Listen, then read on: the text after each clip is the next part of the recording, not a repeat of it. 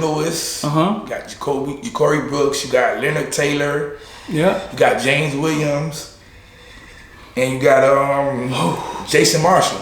All of them from Miami, from Dade County. It's like, dang, I don't even know if we got a shot.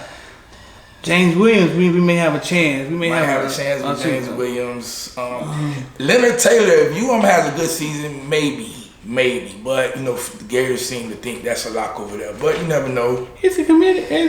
No, he's not committed yet. The one that's committed is the other kid, right? The other defensive tackle that's there. And we might lose him too, huh? Yeah. Might lose him to the Gators, but right. But we got Walker. Right.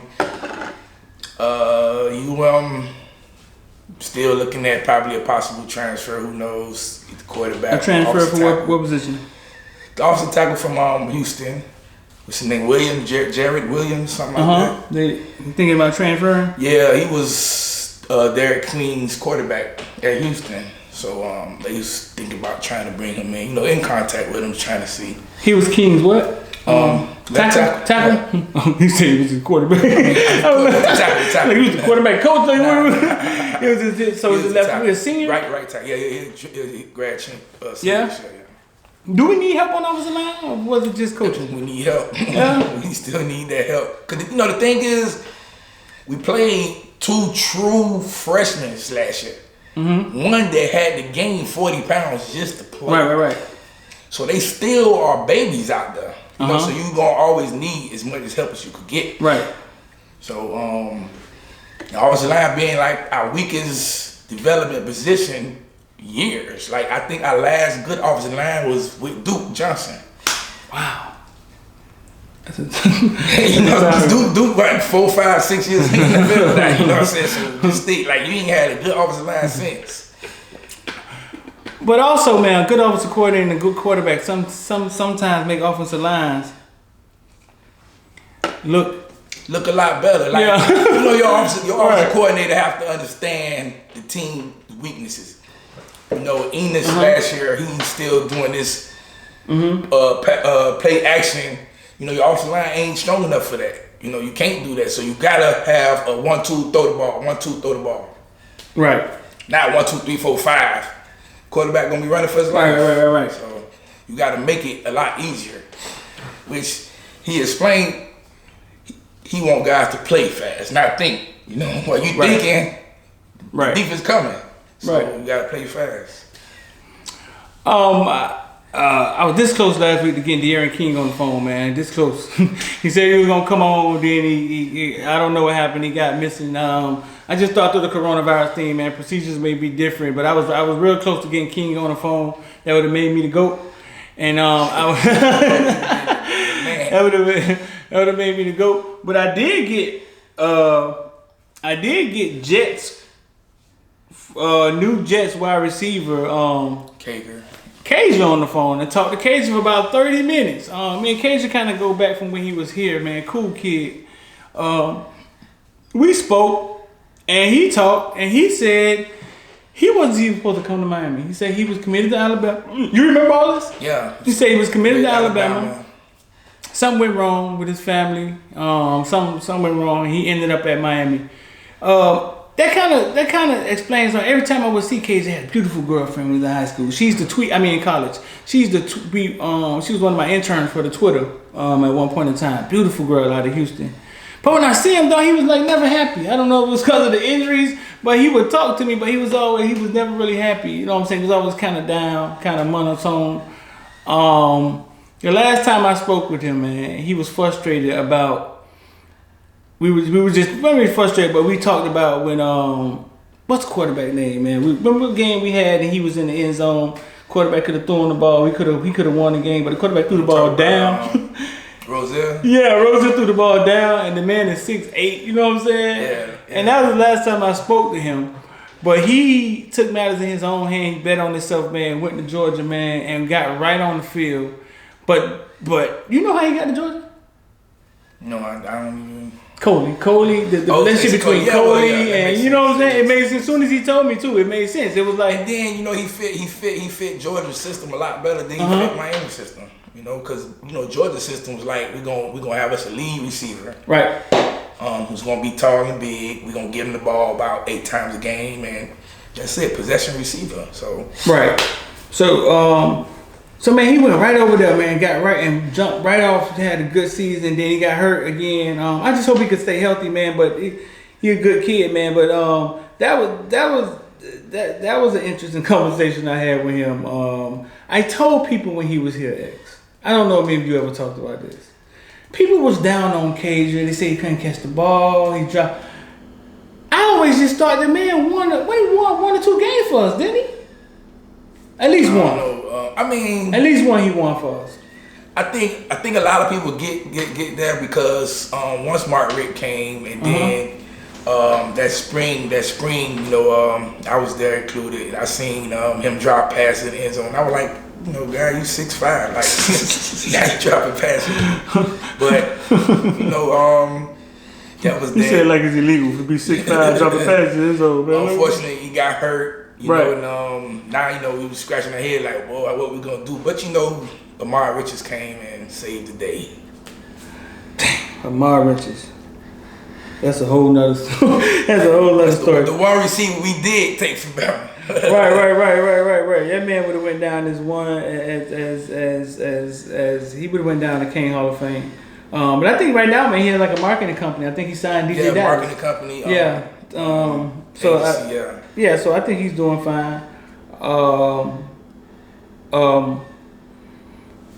But yeah, that was an interesting conversation I had with Cajun, man. But I always thought Cajun could play. I always thought he had talent. I always thought he was a baller, to be honest with you. I never looked at the negatives. The positives outweigh the negatives to me. And watch, he's gonna stick with the Jets. Watch. He was saying he had a rookie contract, and rookie contract's a little different. He was saying that he signed. Like he signed. It ain't like he gotta go bust his behind and not make the team. Basically said he signed with the Jets. Make the 53-man roster. Man. Right. He said he just sat there, man, during the draft, man. He just sat there, and after a couple rounds, he just started saying, man, I'm better than him. I'm better than him. I'm better than him. I'm better than him. Yeah, use that as motivation. Like, okay. Right. I forget who that was. Lamar Jackson who said he wrote down everybody's name who got drafted in the team. Lamar Jackson did it, I think. And he said, when I play them, I'm gonna just remind him like you should have drafted me instead of them. Right. So this main thing else you want to talk about the Hurricanes, man? Anything else you want to hit on? I know now the coaching staff is a little more animated as far as recruiting.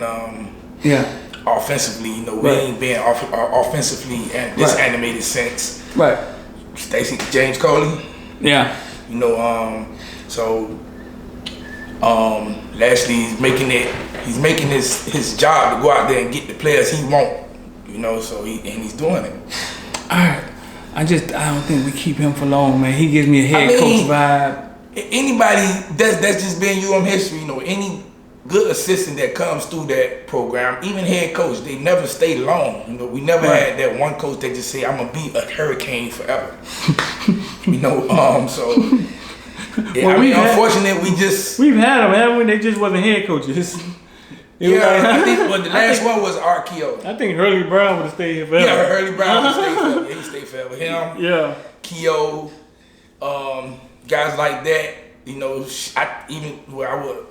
was gonna say Shannon if he would have never got the head coach. Right, Shannon would have been a life, right. But other than that, even going back to the '80s from Howard. Howard left and went to the other league. Right. Jimmy Johnson left, went to the NFL. Right. Same with Dennis Erickson. Same with Butch Davis. Right. And then here comes the coaching carousel with Larry Coker. Mm-hmm. Then Randy. Then Al. Then you got Mark Richt. And now we're here with the mayor, Manny Diaz. Right. So yeah, man. So to wrap it up, man, we hit on a couple of things. Taulia, whatever his name is, man. I'm a Marine. I'm not a media guy, man. Taulia Tagovailoa brother. Basically, when you search his name, it basically says Taulia Tagovailoa. Then it says Miami. So that's the rumor out there that his brother's coming to Miami. His family's probably coming to Miami. So that means ain't no reason for him staying in Alabama. I mean, so he done into the transfer portal, and it's a shot that he may end up a Hurricane if they're willing to take that extra scholarship that counts towards 221. Right, Isaiah Walker. We spelled it. You know what's funny? We spelled his name wrong in the video. The same thing he got mad at Florida about. Well, I ain't gonna say we. I spelled his name wrong. X ain't had nothing to do with that. I spelled his name wrong. But we're a team now, yeah. I spelled his name wrong. And so Isaiah Walker is a Hurricane. He seemed to be happy now. Yeah, he seemed to be happy.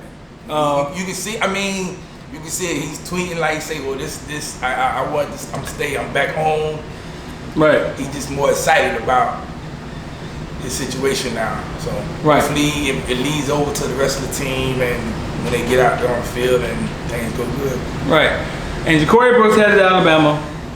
I mean, Alabama just keep raping us. We're gonna do it into the University of Miami. We gotta win. We start winning because constantly, it'll be a different situation. Gotta win. Gotta develop the players. Start. What Alabama doing and what LSU, all these other teams, what they doing, that was UM. You know what I'm saying? Back in the days, constantly sending 8, 9, 10 players every year. They getting drafted, doing their thing. Miami now, we just, I'm not gonna say we're a mid-level team. We're not. You know what I'm saying? But we're developing like a mid-level team. We're not developing like where you are. So it gotta change. That's why you get kids that don't want to go. Right.